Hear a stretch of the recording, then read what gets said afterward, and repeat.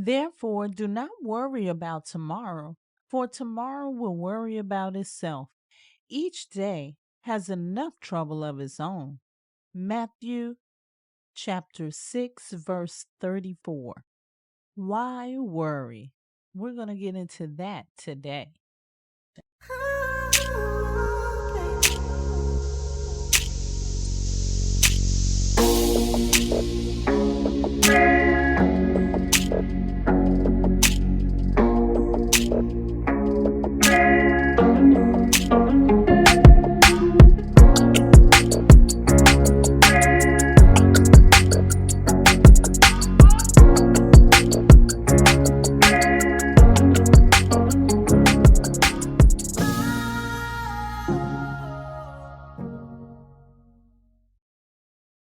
Hello, hello, hello. You are listening to the Manifest on Purpose show. I am your host, Kimbaley.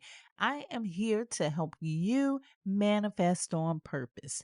Thank you so much for sharing your time and energy with me today. Thank you for all of those that you've invited. And thank you for subscribing here and on the website at Kimbaley, KIMBALEY.com. Happy Valentine's Day to you. The God in me loves the God in you. My purpose for being here today is to help you live a worry free life. Do you think it's possible? We're going to get into it, but before we get into that, let's hear our numerology forecast for today, courtesy of Astro-Numerologist LLoyd Strayhorn and the Star 8 Numerology app. I just happen to have 3 stars for today, so I'm feeling kind of lucky. It is Wednesday, February the 14th, Valentine's Day. The sun is in Aquarius. The moon moved into Taurus at 10:10 a.m. It's a 1 universal month, a 3 universal week, and a 6 universal day. On this special day of candy, hearts, and flowers, is when one extends their best to loved ones. Actually, should be practiced most days of the week by acts of kindness, appreciation, and love towards one another. As simple as that may sound, the end results can be powerful, meaningful, and healing. And the beauty of it is, it's not that complicated to do if it is practiced more. Taurus, Libra, and those born on the 3rd, 6th, 12th, 15th, 21st, 24th, and 30th of any month are likely to show others the way. Thank you so much, Astro-Numerologist LLoyd Strayhorn, for that inspirational forecast for today. You can get the forecast every single day by downloading the Star 8 Numerology app. You can find it at a Star 8, ASTAR, the number 8.com, or you can find it on the Google Play Store, the App Store, or at Linktree/numbers and you. Now let's get back to the show. If you've ever worried about anything, you know that worrying is no fun at all. There was a time when worry attempted to come between me and fun. It just so happened to be one of my birthdays. I really wanted to do something different that year, something that I had never done before. It had to be exciting, and it was. It created a memory that I will never forget. I decided to go indoor skydiving. So I walked into this place not knowing what to expect from this experience. I didn't know anybody that had ever done this before, but I just had to try it. I was not afraid at all. After completing the necessary paperwork and signing up with the release forms and the consent forms, I was all ready to go. I like to be a little spontaneous sometimes, and I like to do things that are a little bit daring from time to time. Well, I was ready to go. They took me upstairs where they said that I could get dressed for the experience. And there I was, suited all up, looking like I was going skydiving. I was. The only difference was my skydiving experience was inside. I could see exactly what was going on in there. There was this huge wind tunnel. It seemed pretty interesting, although there were some people that were waiting to go ahead of me that seemed like they were a little afraid to start the experience. But I didn't care. I did not let that shake me up. I just suited up and got all ready, took my place on the bench, and waited for my turn. I'm a little different than most. Most times, I'm cool, calm, and collect, not really thinking about what is about to happen until I get to the point of no return. Same thing in this case. During this time, I had no thoughts about being afraid. I just observed what was happening.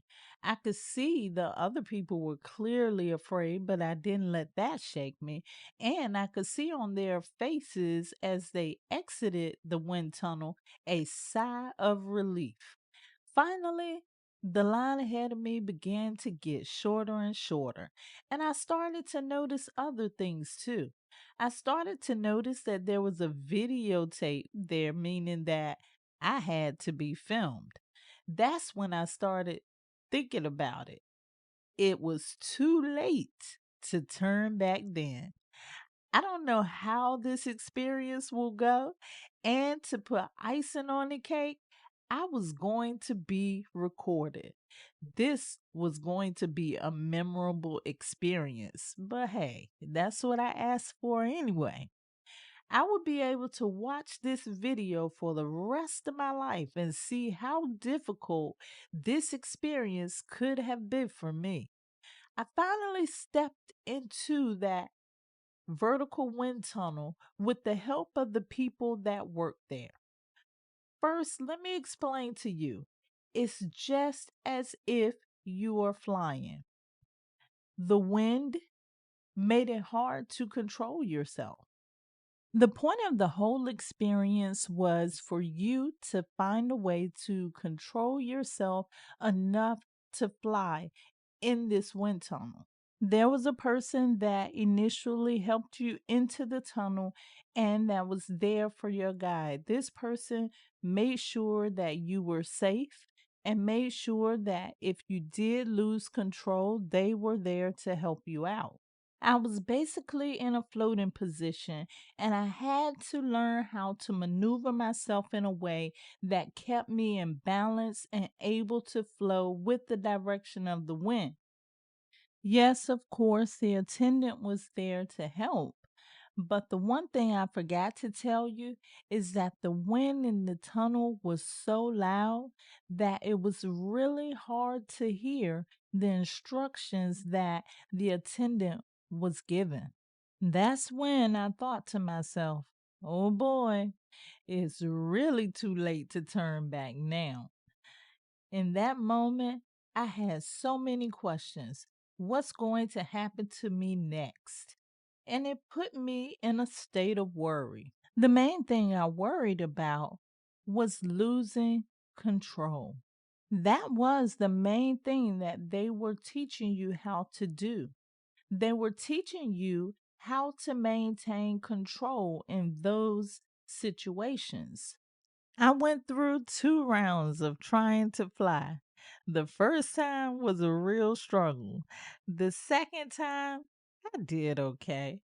By that time, I had begun to learn how to flow in harmony with the direction of the wind. But boy, let me tell you, when I got out of that vertical wind tunnel, I breathed a sigh of relief. And then I was able to understand what I saw in the faces of the ones that had gone before me when they exited the tunnel. When I look back at that experience, I see that my worry was all for nothing. I'm not the only one. There's a lot of people that worry for a lot of things for no reason at all. Take a moment to be real with yourself. I want you to answer the question on a scale from 1 to 10. How often do you worry? 1 is the least amount possible, and 10 is the very most that you can worry. Be honest with yourself because this will benefit you. Worry can go on in a person's life for so long sometimes that it feels like something that is a natural occurrence. But what is worry really? Worry is a symptom. It's a symptom of anxiety, which is much deeper than worry. Anxiety is the fear of something that has not even happened yet. Can you imagine that? Being afraid, being upset for something that has not even occurred yet and may not even occur. That's worry. Worry is not good for you because worry is one of the things that can activate the fight or flight response, which is a false signal letting your body know that there's some trouble, there's something dangerous that's about to happen, and your body has to make this shift in order to protect you during these times. I've gone over these before, but I'm just going to give you a brief overview. For example, your body protects itself on many different levels, and the fight or flight response is one of the ways that the body uses to protect itself. This is in a case of something dangerous happens, something stressful is happening. Your body wants to give you the ability to either fight for your life or run to safety. So, through fear or worry or stress, when you give your body the signal that you are in danger, you need to get to safety, your body will automatically kick in by elevating some of the things such as your breathing rate, your temperature, your heart rate, to give you the stamina to either fight or run. But here's the kicker. Your mind cannot identify if you are really in danger or you're just worried about something that you cannot change. Fight or flight is something that we should be in temporarily, no more than a few minutes or so. But what happens is when you're in the state of worry and stress for long periods of time, it will keep you in fight or flight response for a long period of time, putting excess pressure on those organs to perform, which can lead to things like high blood pressure. So, even though worry seems natural to a lot of people, when you look at this information that I just gave you, you can see how excessive worrying can be potentially harmful to your body. Why worry? The serenity prayer is, God, grant me the serenity to accept the things I cannot change, the courage to change the things I can, and the wisdom to know the difference. This is key for those of you who worry. This is something that you need to purchase and post somewhere that you can see every day. That's one of the things that got me away from excessive worry. Why would I worry about something that I cannot change? I talked about the fact that anxiety is something that has not even happened yet. How can you change something that has not even happened? What your worry will do is create more of those things that you worry about to come into your life. Why worry? Yesterday is already gone. Tomorrow hasn't gotten here yet. Be in the present moment. Be in the here and now. All you have, all anybody has, is this moment right here. Focus on the certain things. Focus on the things that are happening right before your very eyes. Focus on the things that are happening right now. Be present. Take some time to spend some time with nobody but you. Take some time to just sit. You can do it in meditation. I suggest that everybody takes a little bit of time in the morning to just sit with self, and at other times throughout the day too. Be present. The more present you are, the less you will be anxious about what has not happened yet. Why worry? Occupy your mind with something better. Find something to do that takes your mind off the things that you are most worried about. Everybody should have a hobby. Not everybody's hobby should be the same, but everybody should have something to take their mind off the everyday things that they go through. This helps in times where you are worried. You can simply get into that hobby, get into a flow, and get your mind off what you're going through. Then, when you come back and you revisit what you were worried about, you may see it in a different way. Find a hobby. Why worry? Challenge that thing that you're worried about. This is the one I love because this is when you get to be bold. Whenever that thought of worry creeps up in your mind, challenge it. Challenge it by asking questions. And not just asking questions. Find out if what you're worried about is even valid enough to be worried about in the first place. You want to know something else? One of the characteristics of worrying is to always replay the worst case scenario happening. One way to challenge worry is to begin to imagine the best case scenario. Whenever the worst case scenario pops up, you simply begin to think about what the best outcome could be in this situation. By focusing on the best that will happen, you will increase your chance that things will go more the way that you want them to go. Why worry? I thought about that until I stepped into the entrance of that vertical wind tunnel. That's when I knew it was too late to turn back then. That's when the worry began. And the experience had not even really gotten started yet. I had started to think about all of the things that could go wrong before I even got started. It almost messed up my fun.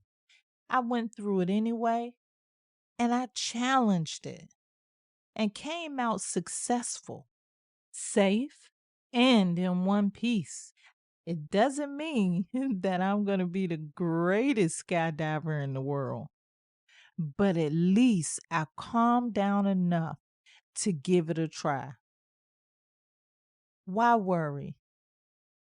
Why continue to focus on things that have not happened yet? Don't you know that these are the very things that can destroy you? These are the very things that cause disease in your life. And these are the very things that hold you back from getting what you want. Stay present. Worry is a symptom of anxiety. Anxiety is the fear of something that hasn't even happened yet.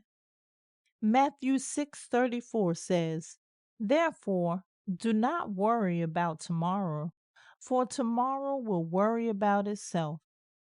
Each day has enough trouble of its own." I believe that to be true, and so should you. I love you to life. This is how you manifest on purpose.